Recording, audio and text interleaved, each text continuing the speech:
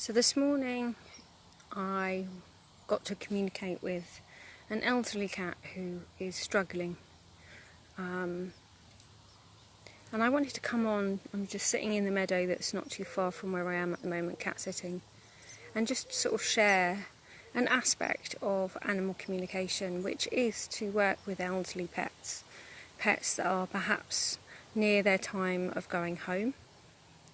I've done it several times. The first one was a beautiful rabbit, actually, that somebody had asked me to communicate with, and we didn't actually, none of us knew that it was nearing, obviously, them returning home to the spirit world, but actually they got to share with me things that they wanted to do. So one of them was, I think it was dock leaves. It was some kind of leaf, but I think it was a dock leaf, because I looked it up afterwards just to check.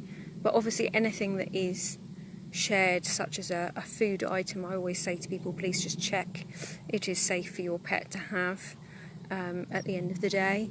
And they just shared about basically sitting in the garden with the family and having some quality time.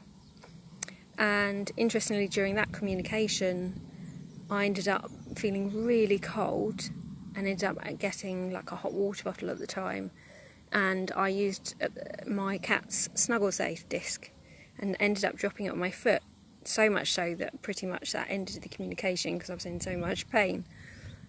But unbeknownst to me, that was all that was needed, was what I shared. And bless her, she passed, I believe, later that afternoon, early evening, and the owner very kindly told me what had happened. She didn't tell me, the rabbit, didn't tell me that, I'm going to be passing soon. But she shared with me what she needed, what kind of her last wishes were, in a way, without saying it. And it was really beautiful to be part of that experience. I've also worked with another cat who I went to see, very elderly. And again, so this was Mum's cat, but I was basically working with the daughter and her husband because we knew them. And I'd gone to the mum's house and I was waiting for the daughter and the husband to arrive. And whilst I was waiting, bless her, the lady invited me in. She was very happy to invite me in. She knew I was coming. And instantly the cat said, I'm ready. It's my time to go. I'm ready. And I had to say to him, okay, darling, I totally appreciate that. But if that's okay, I do need to wait until, obviously, your mum's daughter and husband arrive, and we can definitely have that chat, and we can talk through everything that you want to tell us. And that view, that opinion, that attitude didn't change. The cat kept repeating it. And literally until and during the time the people arrived and we communicated.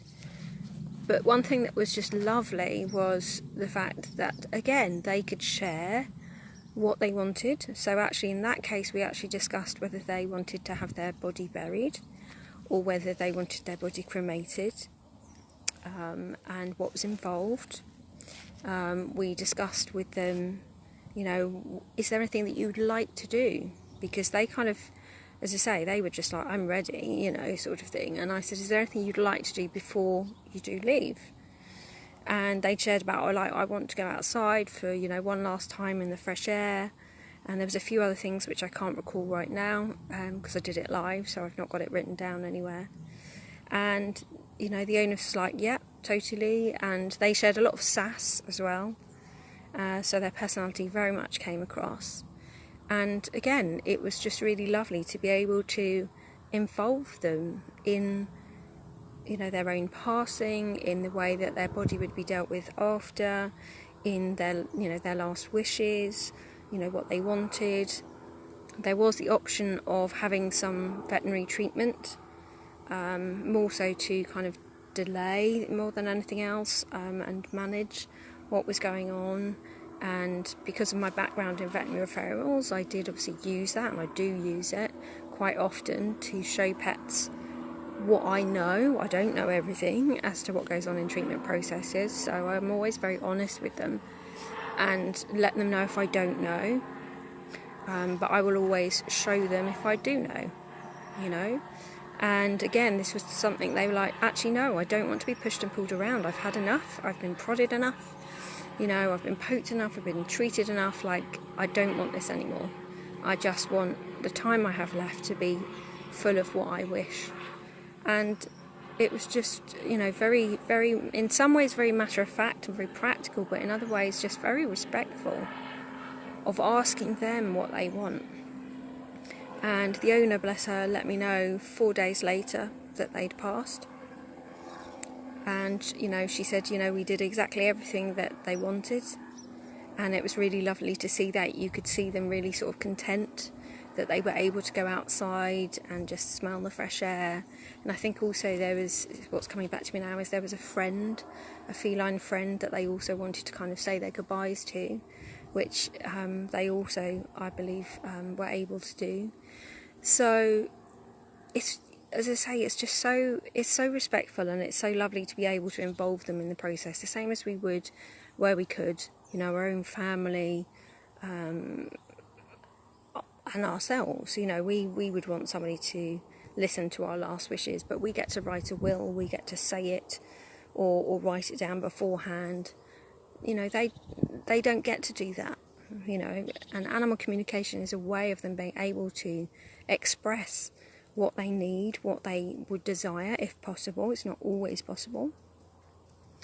So today, obviously, we weren't really talking about their time of passing. It was more a case that this beautiful baby was struggling and had deteriorated quite a bit and wasn't really eating.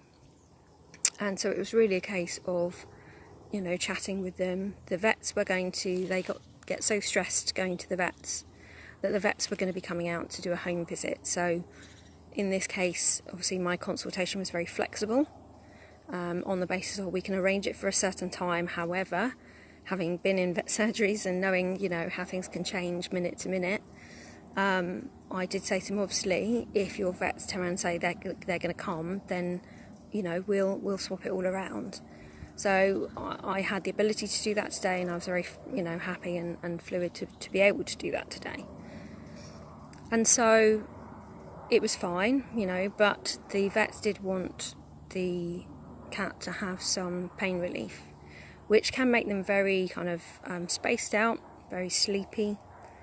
And so I said to her mum, I said, well, I'll tell you what, I'll connect with her before we have our appointment, and I'll just ask her, you know, what she would like. You know, would she like to communicate right now? Because she was feeling very, very tired. That's one symptom that she was having, very lethargic, very tired. And I've got my suspicions as to what that might relate to, but I'm not a vet, I can't diagnose. Bloods have been taken, so obviously it'll be interesting to see when the results come back what is going on for them. But I was just aware that obviously, you know, if I'm tired and possibly suffering with what they might possibly be suffering with, which I have in the past if it's what I think it is, I wouldn't have wanted somebody to sit and chat to me for an hour and a half either, to be honest. So I always kind of, you know, if I get that inkling, I will just say, well, let me just check in and ask them. You know, that's the easiest thing to do is, you know, your mum would like me to communicate with you. Do you feel up to it? And at first they actually said, to be honest, you know, I'm quite grumpy, I'm quite irritated, I'm really tired. Actually, no, I don't want to. So it's like, okay, that is fine. Like, totally respect that. I can let mum know. And I said, well, I do just want to let you know what's happening this morning, if that's okay. So it's always about permission, which again comes down to respect. And I just wanted to let them know that obviously the vets were coming and why they were coming. Because sometimes it's really important to pets to know this. You know, a lot of them don't like being suddenly, you know, shoved in a carrier or things happening that's different to their normal routine, especially, you know, when they're elderly, when they, you know, they like routine, they like structure, you know, maybe they're feeling a little bit more vulnerable because of aches and pains and so on. They're a little bit more, you know, sensitive to that sometimes. And again, because obviously I've worked in the industry, I knew that bloods were going to be taken, so I just said to them, you know, the vet's going to be coming down, and I showed them an image of blood being taken. I wasn't sure whether it would be taken via their neck or via their paw, their leg, their front leg. So I just showed both and said it's going to be probably one of those, I suspect. So I said I don't know which, and obviously it might just depend, you know, when the vet gets here and what they're, you know, what they're feeling, and you know what they're presented with. But I said they're probably the two likely scenarios. So I show them that, and I said to them, you know, they basically said I hate that, you know, I hate the vet coming, and I said I get it. Like, I really get it. Like, you know, none of us like being prodded and pulled about. You know, I've had to have blood taken, and it stings. There's no getting around that. You know, you prick a needle in my arm, yes, it's going to sting. So I said, you know, none of us like that. None of us, you know, but sometimes we have to do it because it's a way of finding out what's going on to help somebody, help us feel better. So again, it wasn't just what was happening, it was why it was happening and what could be the outcome, which is actually once they take bloods and they analyse those bloods, that's only going to take them a few hours because they're going to do it in-house, normally. And I said, so, you know, within a matter of hours, hopefully, they'll be able to come back to mum and say what's going on. And, you know, hopefully they might be able to provide some kind of treatment or medication that can help you feel better with this particular set of symptoms, shall we say. And I said, I can't guarantee it, you know, but it's possible. And in which case, that'll be really amazing. So those few moments where you've had to be really brave girl means that actually, once the medication starts to take effect, you'll start to feel better much more quickly. You'll want to eat a little bit more. You'll have a little bit more energy. So it's always about kind of explaining it to them, you know, the why, what the outcome is going to be.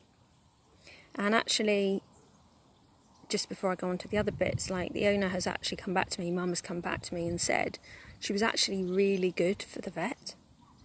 And she said, you know, I really do feel that's because you explained to her what was going to happen.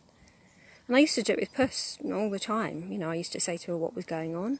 Doesn't mean she was going to like it necessarily. Like, you can't necessarily get around that.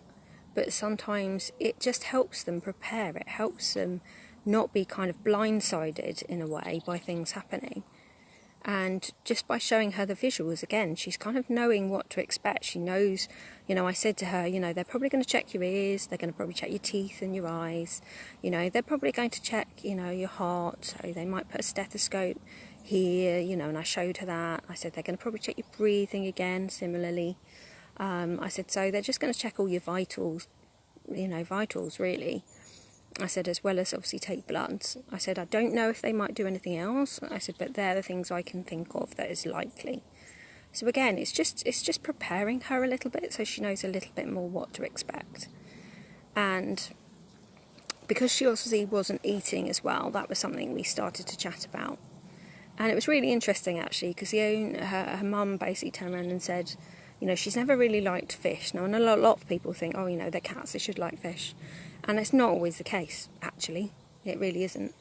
You know, some will prefer fish over meat food, and vice versa.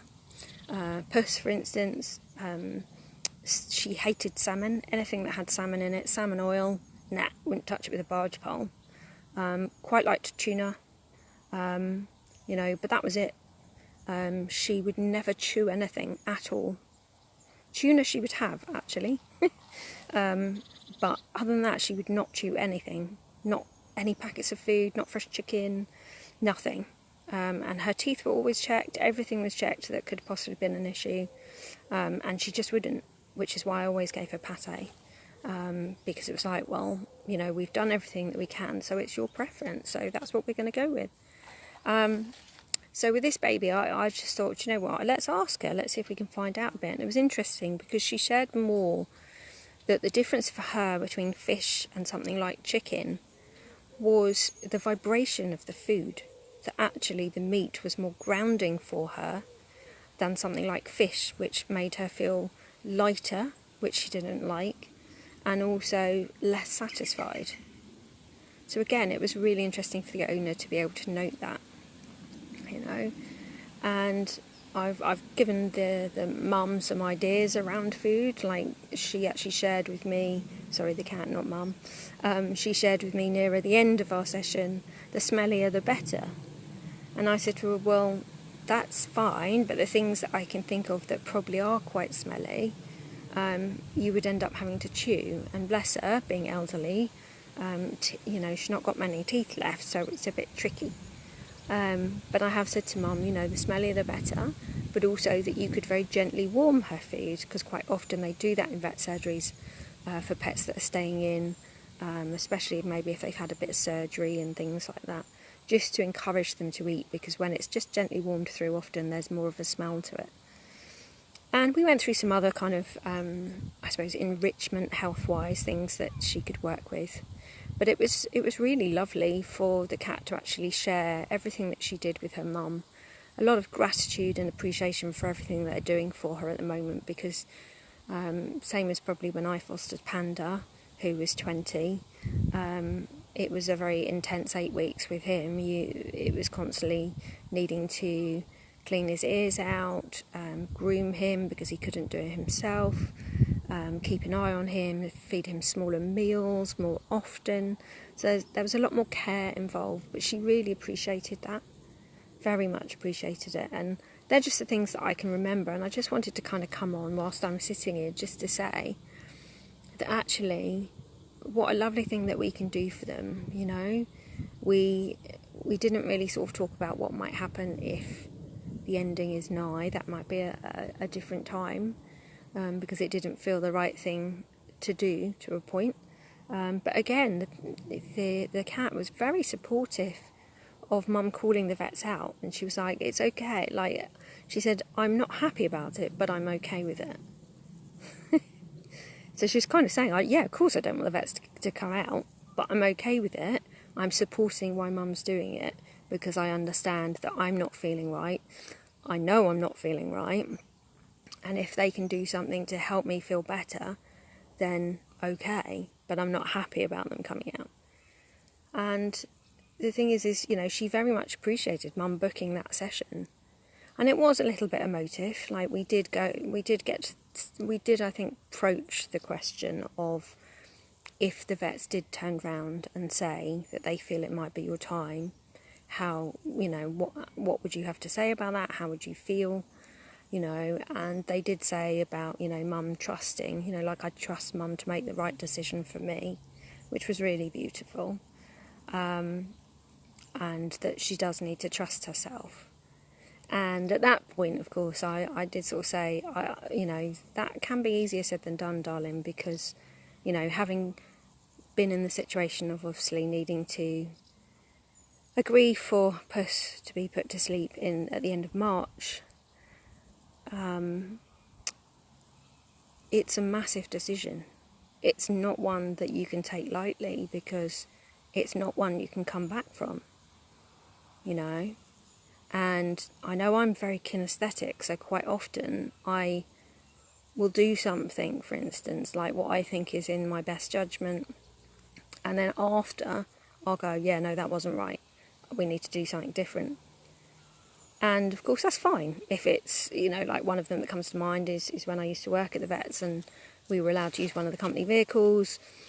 I had driving anxiety at the time, and I was going to be driving a Renault Kangoo, and bless, my brother emptied everything out of that Renault Kangoo, like all the metal cages and things, so we could use it. And just as he'd kind of done that, I was like, no, I need to use the white transit van. So you're lucky I'm still living, guys. He was okay. He did calm down, bless him. But I just knew. I knew I had to use the white transit, because that was the biggest vehicle. And if I could drive that, then I could drive any of those ones. So obviously in that kind of situation, it's like, that's fine. Yeah, I sort of gingerly helped him load stuff back in the Kangoo, and we borrowed the transit, and it was amazing. I can totally understand why people get a bit like, oh, I'm in a white van. You know, it was lovely to be very high up, actually, as a short person, vertically challenged. But of course that decision is not life-threatening. you know, in effect, taking your pet's life is, you know, once you've made that decision, once, you know, the liquid, shall we say, once, you know, that treatment has been given, and treatment's probably not the right word, but once that medication, shall we say, has been given, you know, that process has been started, you can't turn it around. It happens within seconds. And it is a very big decision, and a lot of pet owners really struggle with, you know, should I do it now? Should I do it later? Have I done it too early? Did I do it too late? You know, and so on. And, you know, I said, you know, I was asked to take a pet puss's life, and I will be very honest, I was told by someone, I'm not going to kind of name any names or that kind of thing, but I was basically told, you know, I'm around for the day, if you could make the decision within the next half an hour, that'd be great. And let's just say that did not go down well with me at all, because it's like I am not making a decision on effectively taking my pet's life, even though she was, obviously I'm her guardian rather than her owner. I'm not going to make that decision in half an hour unless I've got absolute evidence that says that's what we should do. And I did fight for her life for that entire day. And I fought for her x-rays to be reviewed by a specialist, and I wasn't told of the results of that until I asked to go in and visit, and then when I went in to visit, that's when I got the information. And as soon as I got that information, I was like, right, well, there is no choice now. Like, we have to do this. You know, as much as it's literally breaking me in two, there is no choice. There is no moving forwards other than in that particular way. And so I understand this is a massive decision, and as I say, you know, it's very easy to say, like, you know, trust yourself, but it's not always easy because obviously, as I say, you can't take that decision back. And I think that's the beauty of animal communication in some respects, is it gave, you know, Mum, in this case, a lot of perspective on how her cat was feeling, not just on a physical level, but also just on a thought level, on an emotional level. She understands more about her wishes. She understands more about what she needs. She understands that actually her pet is very much, her cat is basically saying, I trust you to make the right decision for me because you know me best, you know. And there was certain things that she shared, and she was like, well, and Mum was like, yeah, that's totally right. And she said, well, yes, because you know me best. You know, I did say this, so why have you asked the question, you know? And so it's allowing Mum to move forwards with more confidence, you know. But also in the meantime, with obviously, you know, in a sense, the palliative care, and just spending as much time as she can with her. And I would definitely encourage that. I say it to quite a few people, you know, if you get the opportunity to do so, then do please tell your pet everything that you want to tell them, everything. When I knew that Phoebe, my previous cat Phoebe, would need to be put to sleep, I checked that it would be okay to keep her for another week, that she wouldn't be suffering, she wouldn't be in pain, and they said no, that's absolutely, you know, that's fine. And I spent that week basically just spending time, sorry, I've lost my shoe, spending time just telling her everything I wanted to tell her. So how grateful I was for her being in my life and why, the times that she's helped me so much, you know, the specific moments, the times I've loved sharing with her, and the things I might miss, you know, everything I love about her, how she is with me, everything she loves about me, you know.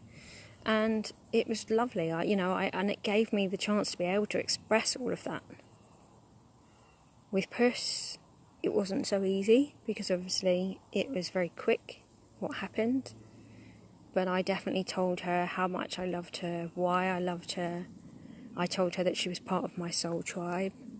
and I knew she would be coming back to me, and I know that that made it easier for her to let go. And I told her that we both had to be brave and let go, and that it would be okay, you know, despite the fact that I was in tears all the time. But I said to her, this is natural, you know, this is me saying I love you to bits, and I'm going to miss you so much. But I told her as much as I could. She asked about what would happen after she had passed, and I told her.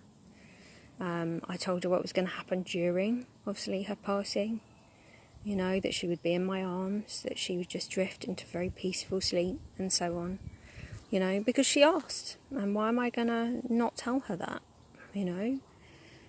And I think the last thing that I just want to share is, don't take it for granted that your pet is going to be here for, you know, 18, 20 years, or whatever age that particular species of pet generally might live to, because it's not always the case. In some respects, you know, every time Puss had something happen with her, I knew there was a problem with her leg when she came to me. We knew that already, that there was a cruciate issue, but I certainly detected that there was a problem with her spine. My original vets basically just poo-pooed it and didn't believe me. That turned out to be a crock of shit. And she was diagnosed with spinal stenosis when we moved vets. I was also told by a good friend who's an energy healer, an intuitive, that actually it was relating to there was definitely a problem with her hip. And I did also share that. And again, it was poo-pooed, because who's going to believe these intuitive, you know, wacky people? And guess what? Right near the end, she was diagnosed with hip dysplasia. So, you know, as much as the veterinary teams and then the clinical teams might kind of think we're wacky and wonderful, at the end of the day, actually, they were right. I was right. And it's, you know, it's, excuse my language, bloody annoying that potentially when an x-ray was taken of her spine, it was taken in a way that it would include her hips, and nobody spotted that there was a problem with her hip.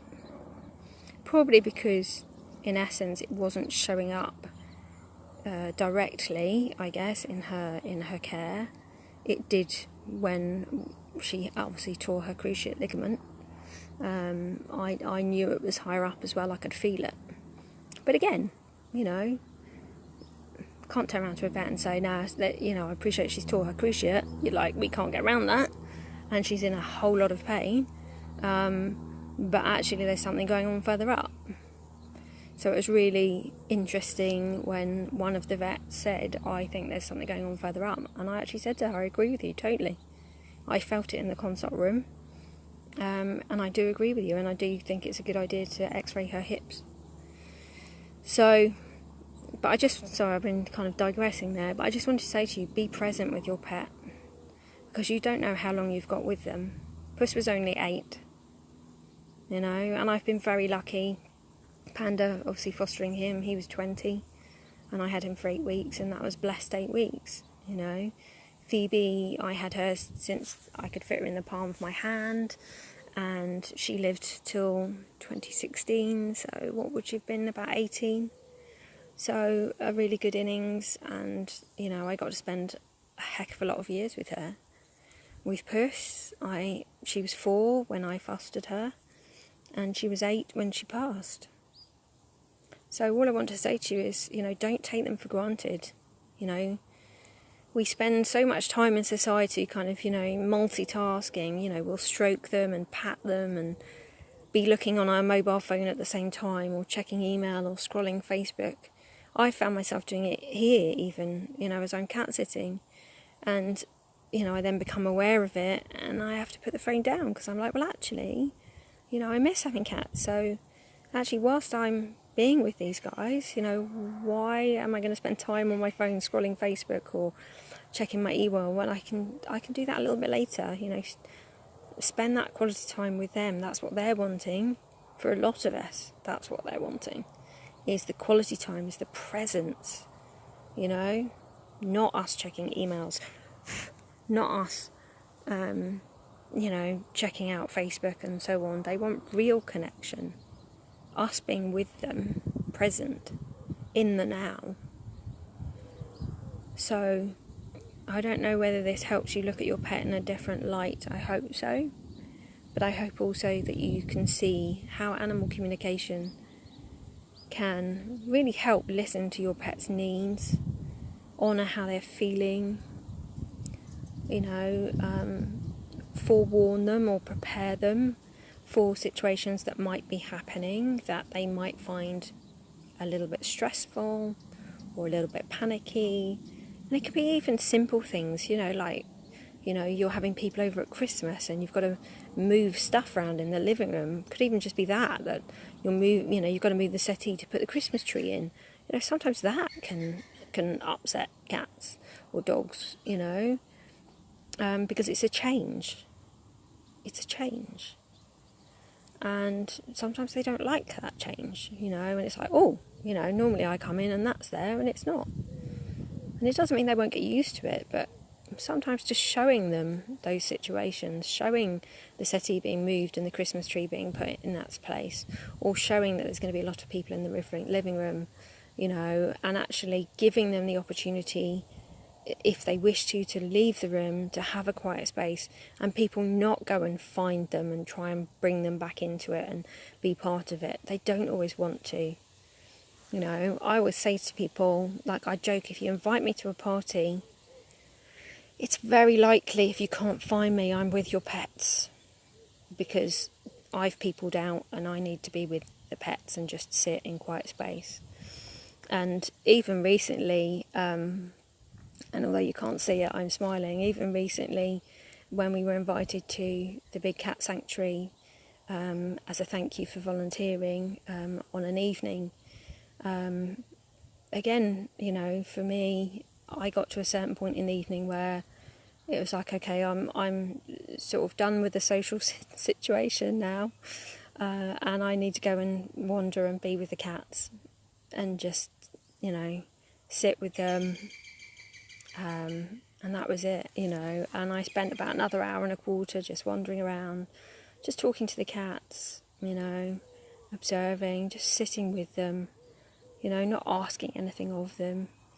And I needed that, empaths very much need that downtime, alone, but also quite often, in nature, or including animals as well in nature, to just be able to kind of, refill their battery.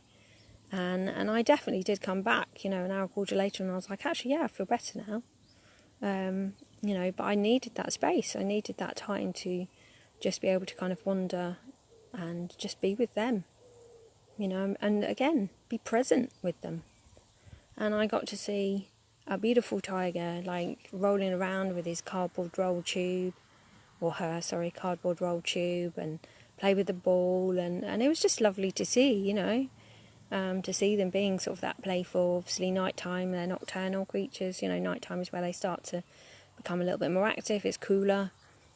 And it was just lovely. But then there were other ones, Yarko, the snow leopard, was just sitting on his little platform, chilling, watching the world go by. And again, it was just nice to just be there with him, talk to him a little bit, and just be there with him, and kind of do the same, really, just taking in all the smells, the sounds, the sights, and the feels, So I'm just finish it by, as I say, just be present with your pet. Be present with them. Don't take them for granted, because you never know when they're going to leave. You never know when it's their time. And I knew with Puss that we were on borrowed time. I could feel it, even if I wasn't cognitively wanting to accept it, I guess. But I did have some moments where I would go into that kind of little state of fear, in a way of, it was worrying me, because it was just like, problems with her legs, and then obviously the spinal stenosis, and the cruciate had never been right, since obviously she'd been fostered to me, but she was taken on in that situation, and I suspect, as much as everyone has said that she had conservative management, I suspect that actually in the previous home that she was in, I don't believe she actually did see a vet for it, because the vets never said that she'd been seen for that. So I don't think it was managed at all, and that's probably why it was never right. And that wasn't the organisation that I fostered her from's fault at all. It wasn't anything to do with them. They would have not been part of that situation. So I kind of knew I was on borrowed time. Again, you don't always realise just how borrowed and how short it's going to be. And, even today, when this beautiful cat said, Mum just needs to trust herself, that she's going to do the best for me. I did have to say to him, that's not always as easy as it sounds, darling, because when we make this decision, there's no coming back from it. And, that kind of brought me back to the moment of working with Puss and having to make that decision. And although it was clear that decision needed to be made, and I knew, even after that decision had been made, it was absolutely the right thing to do, and I had validation of that, of a lovely lady that I had a reading with the day after, a lady called Kaz Smith, who did a fantastic reading. Highly recommend her. And she actually brought Puss through at the end and said she's very grateful and really appreciates the fact that you didn't go ahead with surgery, which was a possibility, or could have been a possibility, because she would have hated it. And I said, yeah, I kind of thought she would, So it was validated. Doesn't make it any easier to deal with in some respects. Yes, it's been, yes, you've made the right decision, but it still hurts. And you still grieve, and so, yeah, trusting yourself, it's a big decision, and we are solely responsible for that. We are the ones that have to say, okay, I give you permission, I give my consent, and yes, your vet can advise and tell you what they believe, and of course, we can hear that and we can listen to that, but we're the ones as owners still having to make that decision and say yay or nay. So I'm going to leave it there. Hope you've enjoyed the video of the meadow. I actually always prefer to do it that way than you seeing my face, and that's just me. I'd rather just chat and let you observe a nice meadow. You might have even heard some of the sounds that have been going on. There's been birds calling, and there's trains somewhere in the distance actually. The chattering of the birds and the chirruping of the crickets and the grasshoppers, and the sun is beating down, very warm, and just very peaceful, apart from me chatting obviously.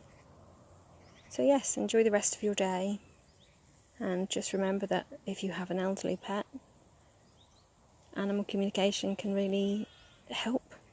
Hear their needs, listen to their needs. It can help share their last wishes, if you like, which is what I've been sharing as well today in 2 of those cases.